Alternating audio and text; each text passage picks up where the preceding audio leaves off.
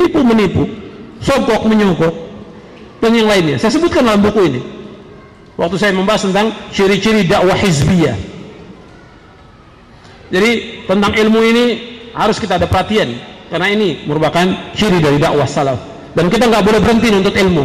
Meskipun kita seorang ustadz, seorang dai, tetap kalau boleh ilmu, tetap baca kitab-kitab para ulama. Masih ribuan kitab yang belum sempat kita baca dari kitabnya para ulama. Ribuan kitab. Maka antum biasakan sebagai talibul ilm, jangan sayang uang ini, jangan sayang. Beli kitab, beli buku, beli kitab, beli buku, baca minimal 1 hari 4 jam baca buku. Kalau nggak sanggup 2 jam baca. Usahakan supaya kita paham tentang Islam. Karena nggak cukup dengan ceramah nggak cukup dengan dakwah ini. Kita harus baca buku-buku yang bermanfaat sampai kita paham tentang Islam ini. Nggak tahu, tidak paham, tanya kepada para ustadz.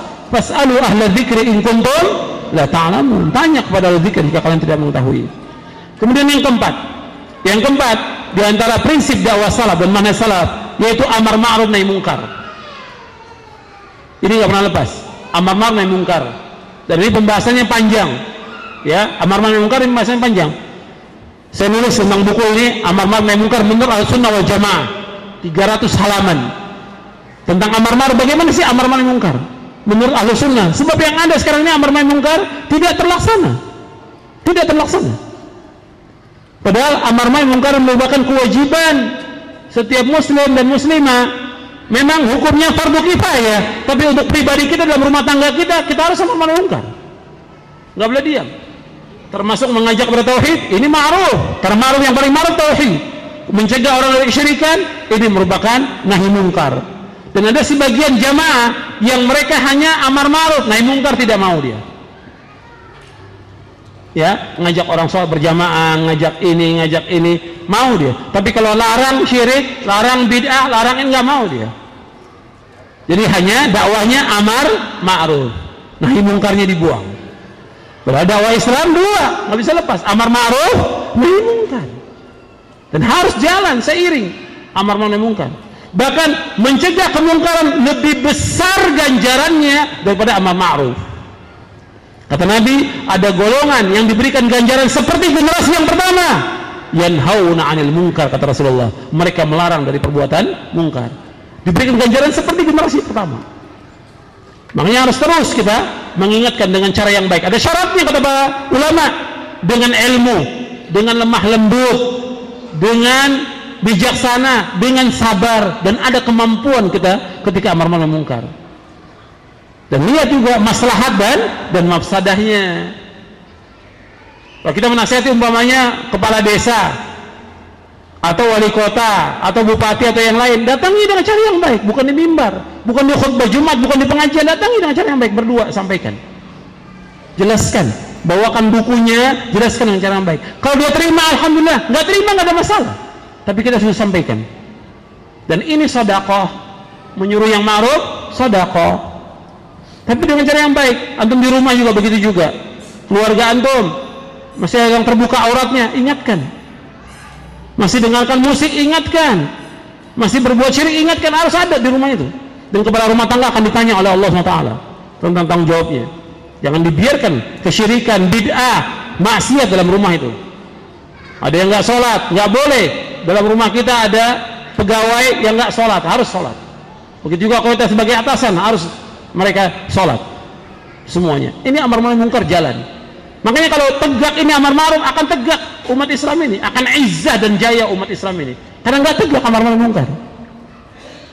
Makanya kalau antum ke satu tempat, di mana saja, ketika antum tiba waktu sholat, ingatkan, Pak, ini waktunya sholat.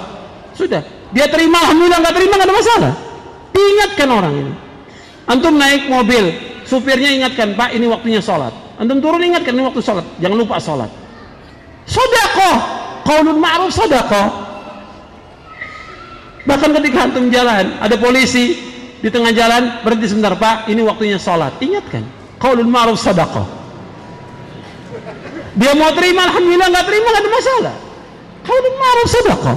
Ingatkan orang yang kita tahu dia muslim, ingatkan dengan cara yang baik, dengan lemah lembut, ingatkan. Dakwah salaf itu luar biasa indah. tapi dengan cara yang baik, bukan dengan cara yang kasar, bukan seperti Khawarij, bukan seperti Mu'tazilah. Begitu juga di kantor, di kampus, tiba waktu sholat, kita ingatkan teman kita, sekarang waktunya sholat, ingatkan. Atau teman-teman, ada sebagian teman-teman ketika mengadakan walimah pernikahan, diingatkan menjelang waktu zuhur, diumumkan oleh panitianya, sekarang waktu zuhur, dan semua diingatkan bagi mempelai pria dan wanita dan juga hadirin untuk sholat. Fadzakir fa inna dzikra tanfa'ul mu'minin. Ingatkan, amar ma'ruf. Ini kalau ini berjalan nikmat. Maka dakwah salaf, dakwah al-amr ma'ruf. Kemudian yang terakhir, ya ikhwan fillah, jazakumullah, dakwah salaf juga mengajak umat ini kepada akhlak yang mulia dan kepada tazkiyatun nufus, membersihkan hati. Jadi orang sering mengatakan bahwa salafin nggak punya akhlak, salafin punya akhlak. Kalau ada individu-individu tentu yang tidak punya akhlak, nggak bisa dinisbatkan kepada salaf secara keseluruhan. Wajar, bukan hanya kita, semua orang juga salah.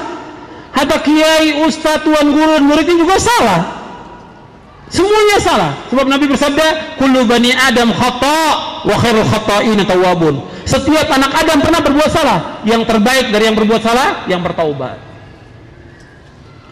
Jadi semua kita pernah berbuat salah. Cuma antum perbaiki, ikhwan fillah, jazakumullah, talabatul ilm. Ketika antum mengikuti manhaj salaf ini, antum jadi sorotan dari umat ini. Saya ingatkan, dan tolong dengarkan, ikhwan maupun akhwat, tolong dengarkan. Ketika antum sudah intima, sudah intisab kepada salaf, mengikuti pemahaman yang hak, pemahaman yang benar, Al-Quran wa sunnah ala fahmis salaf, antum jadi sorotan di masyarakat. Sorotan di masyarakat. Kesalahan sedikit aja kecil diributkan oleh mereka. Karena ketika kita mulai dakwah ini, mengajak dakwah ini, yang tidak senang pertama kali orang-orang kafir, pertama orang kafir, yang kedua orang-orang musyrik, yang ketiga ahlul bidah, yang keempat orang-orang yang memang digoda oleh syaitan.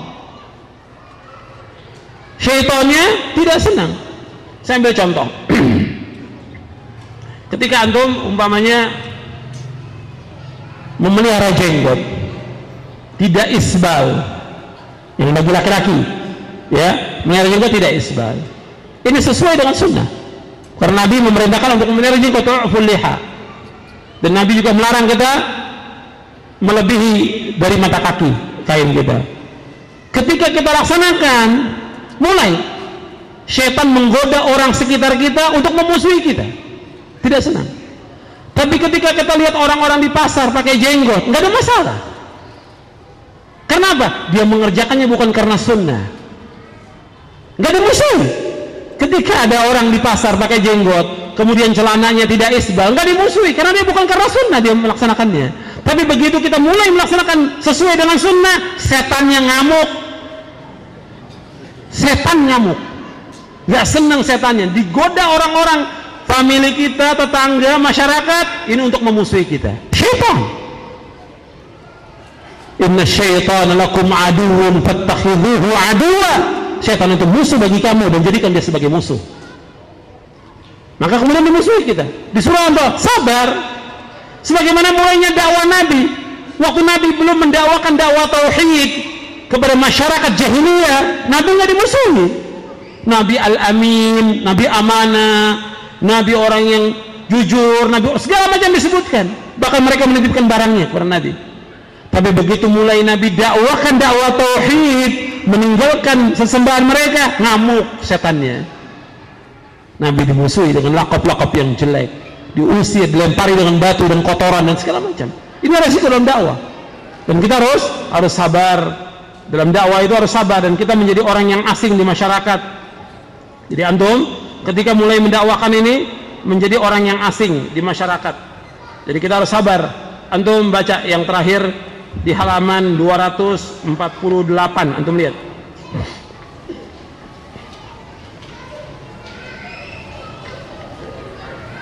Di halaman 249.